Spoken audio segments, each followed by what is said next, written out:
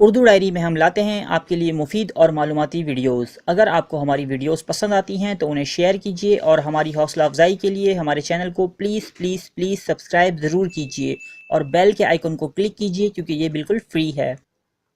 السلام علیکم ناظرین، جیسا کہ ہم نے کہا تھا کہ ہم میاں بیوی کے مسائل کے روحانی حل پر اگلی ویڈیو پیش کریں گے، تو ہم حاضر ہیں اپنی نئی ویڈیو کے ساتھ۔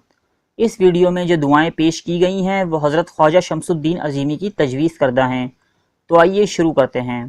بیوی کی طرف سے الگ گھر کا مطالبہ۔